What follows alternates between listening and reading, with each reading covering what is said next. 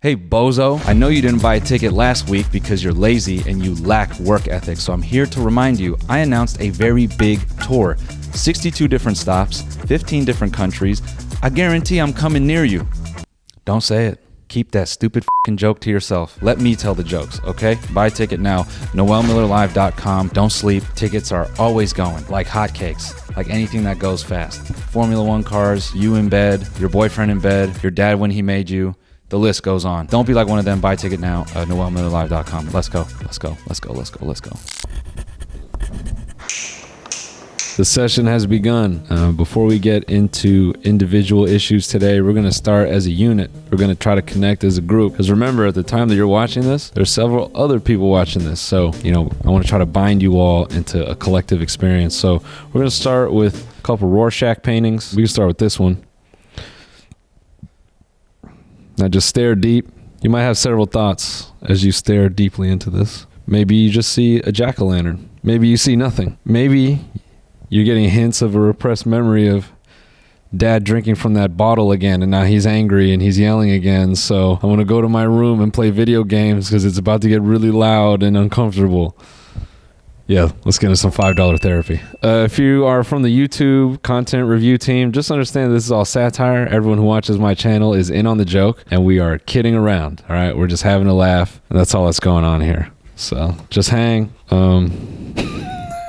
Is another Rorschach painting. If this unlocked a repressed memory of you looking in the mirror and wondering if you might be gay, that's what this was supposed to do. That's relatable. I'd say it's pretty relatable. Yeah. I'd say a lot of people feel this way. Yeah? Yeah, I mean, who hasn't? Anyway, let's get into some issues. Oh, this is a spicy one. This is one that a lot of you can relate to. Is he hot, or does he just look like my dead dad?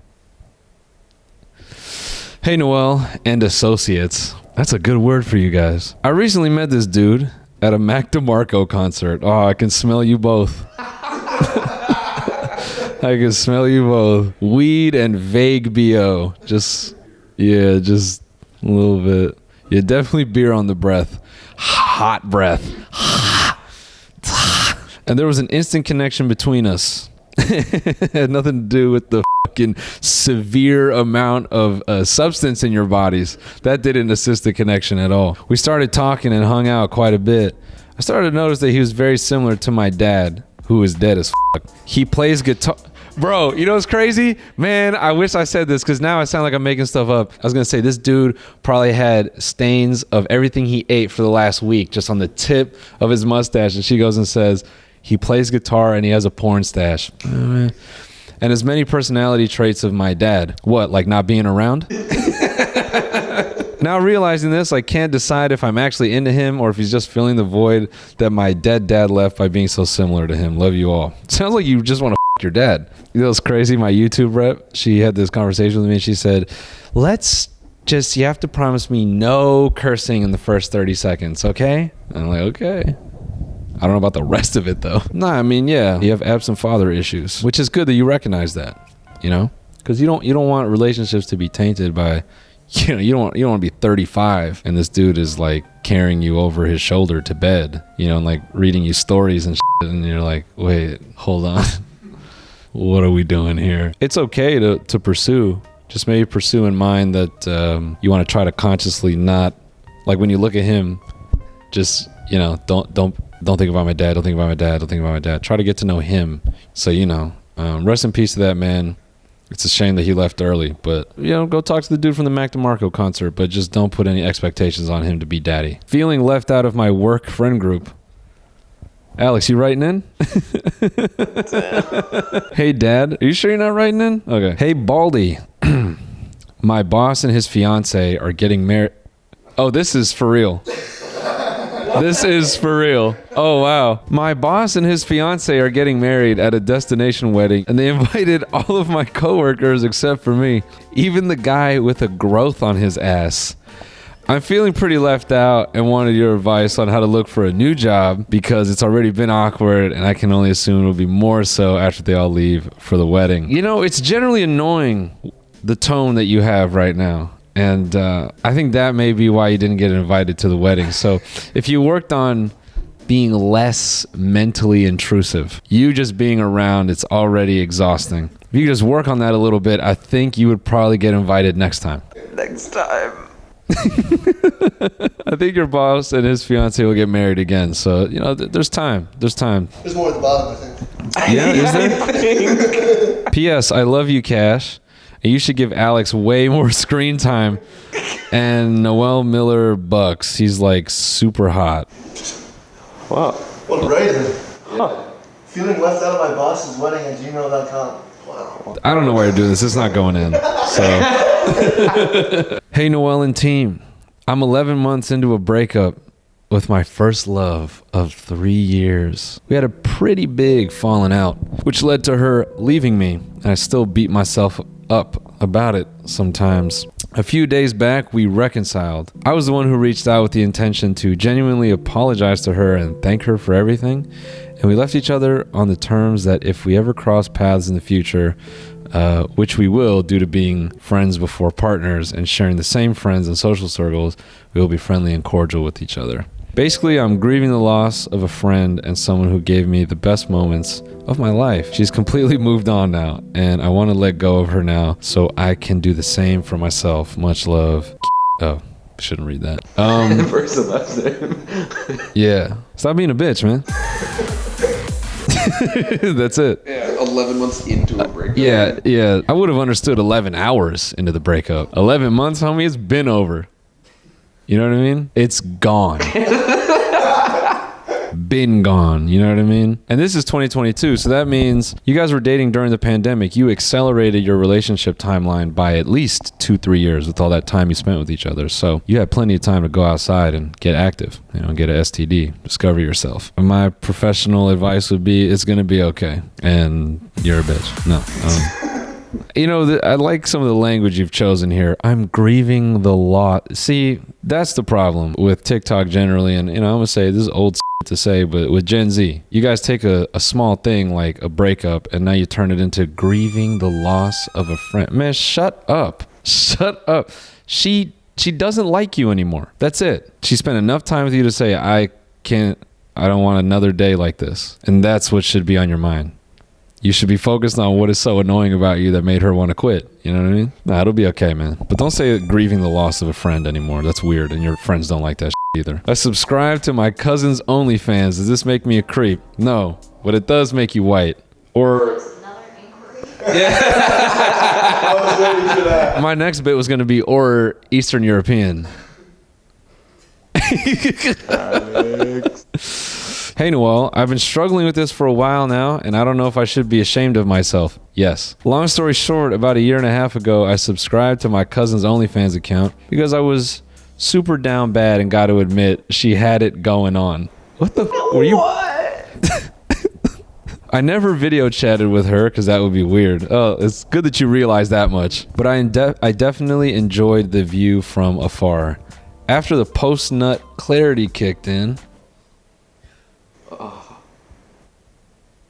I realize it's been over 1 year. My credit card still keeps getting charged $20 a month for her content. At this point, I like to think I'm doing her a service by giving her income. See, this is that pay pig thing again. Even though I know I've never told her this. Does this make me weird? Should I unsubscribe? Every time I have a family gathering, there's this awkward tension in the air and I just don't want it anymore. Well, first of all, that's just you. All right, she doesn't know. That tension is between your brain and her. Beating off to your cousin. Let's unpack that. Cranking it to your cousin. Yeah, that's weird, man. I could understand if you went to if you have a family where there's 300 people on each side and you went to some family reunion and it's kind of vaguely understood who is, you know, connected to who, and maybe you get to talking to someone there and you say, oh, who you're related to, maybe you don't figure it out initially, and then you leave that family gathering like, I don't know, that conversation went pretty well. And then you find out later, it's like, yo, that's your cousin. And then you go, oh, all right, well, I can't be a cousin f***er, so that's out. But I can watch him. Yeah, the fact that you're like close proximity to this person and you're just kind of sitting there every time like, hey, I know about it. I know what's going on. Yeah, that's a lot, man. That's strange. You should have never sent us that story. You should have took that to the grave. My advice to you, see a real therapist and stop looking at it. Cancel your subscription, man. What the f? Moving on. Here's a real one. A raise. I want to ask my boss for a raise, but I don't know how. Just walk in there and say, hey, man, pay me. Yeah, no. These are all Alex submissions. It's not. It's But not. I could use a few more Noel Miller bucks. Yeah, no, don't worry. We'll sort you out. A raise. I want to ask my boss for a raise, and I don't know how. Here's the thing, man. Depending on where you work, they don't care about you. It's crazy to think that you're tossing and turning at night like, oh, please, will you pay me more? Pondering a raise is the equivalent of a high school kid pondering his crush, for months and months. Like, oh, if I could just work up the courage to say something. And then you go say something and she's like, you're a loser. It's the same thing. I'm not speaking from personal experience, by the way. Yeah, nah. Let's get it right. I was always solid. You can't say always, but I had a decent batting average. Anyway, just go ask, Just go ask so you can get faced with the reality that your boss doesn't give a about you. That's just going to be the funniest part is when you go in there and you say, hey, so I've been working hard and I believe, and he goes, well, why? Why do you need the raise? I don't think there's any point in losing sleep over it. Just go find out. Just go find out that your boss don't want to pay you and the best case scenario, you work at a small company and they value your input and you go, hey man, I need some more money. And they go, yeah, we want to take care of you. But I'm giving the odds on that like 1 out of 1,000. So good luck. Alcoholic. I'm very much in danger of becoming an alcoholic and might already be one. Should I just have fun and keep drinking or slow it down a little? Well, it depends when you're sending this message. Like if you were driving, I'd say, yeah, definitely slow down a little. I don't know. I let my guys drink all the time, drinking on the Vices are tough, to come by. Meth is expensive, cocaine's expensive. I can't really relate to people who love alcohol like that. So I think any advice I have to offer is sort of useless, because I don't want to be in the bottle like you do. And I'm trying to think of what in my life I want to be. That'd be like someone telling me like, hey man, I think you should like go-kart less. To which I would say, I can stop anytime I want. It's not like you're getting a wedding party to do it. Yeah. It's not like I arranged for my entire wedding party to go to the track one time, just for like a group outing, which is for the group, but like definitely I'm going to enjoy some of it too. Strange that the only person to beat you in Kevin isn't going to be there. Strange you don't have a mic. Alex, remember you keep talking, this is going to come out of your salary. So you remember it's words per dollar. No, letters. Yeah, dollars per letter. Remember that. If you like alcohol like that, I would say, stop. But also I would say maybe you want to try stand up. If you're going to self-sabotage, at least try to profit. You know what I mean? Like, ooh. I mean, Kurt Cobain, but hey, hit albums, you know what I mean? I don't know why people get uncomfortable about this, but trauma creates amazing art. The stories told in rap music are horrific. The music is great, but the experiences these kids go through is tragic. But no one's really trying to stop it because they're like, hey, that drill, bro, goes hard, dude. Drill is my shit, dude. What's up? All the artists I listen to are in jail or dead. Dang, that's I didn't know about that. Yeah, I'm majoring in finance. Yeah, so just stop. Think about your future. Noel, you roasted me on Provos Most Eligible. My name is Brandon. I was one of the guys on that season 2 of that Provo, Utah dating show similar to The Bachelor. I know which one it is, stupid. I was the redhead who attempted to freestyle in his intro clip. You roasted me in your review of the show, and I don't think I've been able to recover since. How do I get through the psychological damage you gave me, or at least how can I learn to freestyle? Listen, Brandon, let me tell you this. As you being a member of the LDS, don't ever freestyle. That's how you recover from this. Don't ever rap again. When you're at your next, LDS party and you're looking for a girl to ATM, he knows what that means, Because here's the problem, dude. In LDS, you start rapping, they're gonna be like, oh, he's doing that devil behavior. He's making those devil people music. That's why it's instantly a turn off. You start rapping and all those LDS girls are like, oh, they want to go pray. They're looking for the whitest, palest guy in the room, So, Brandon, I appreciate you reaching out. It's fine, man. It's fine. You're all right. It's okay. You were f***ing around. You're just trying to be a quirky guy. That's okay. Just keep your head up. For those of you that don't know, ATMing is when you take the head of your hot dog and you rub it in someone's butt crack. You just, a light dusting. It's like cleaning out a belly button, but it's a butt crack. What in the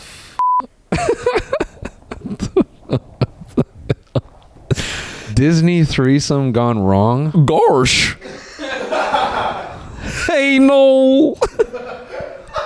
I'm in a college I can't really do goofy. I'm in a college program at Disney World, so I work at the resort and have a dorm on property. My first week in the program, I met this dude on Tinder. I went over at like 2 a.m. We hooked up, and he ghosted me. Something Scrooge McDuck. I don't know. A week later, I met a girl on Tinder. We went out to a club. We started talking, and somehow we discover that we both slept with the same guy from Tinder, and he did the same thing to her. So now you're ghosted buddies. She had this plan to ask him for a threesome. And then when we go over there, we would just hook up on his bed and leave.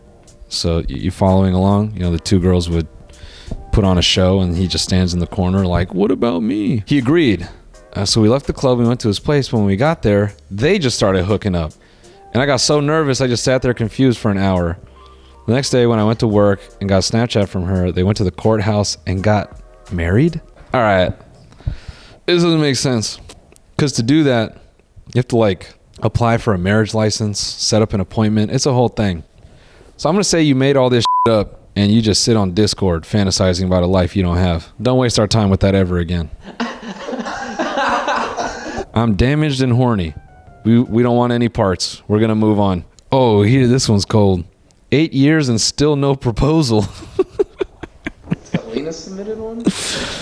No, she got hers. Hey, Noel, my boyfriend and I have been together for 8 years. I recently mentioned that I would prefer not to be a couple who has been together for 10 years and are still not engaged / married yet. No judgment, just a personal preference. So that meant getting engaged soonish.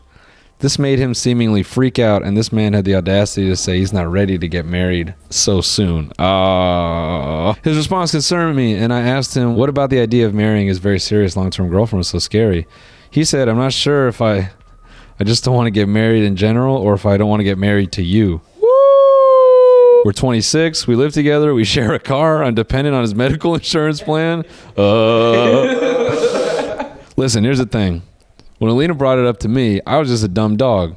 You know, she said, hey, bitch, when are you going to do it? And I went, oh, yeah, I guess we do need to do that. But if he said, hey, I don't know if it's you, don't waste your time.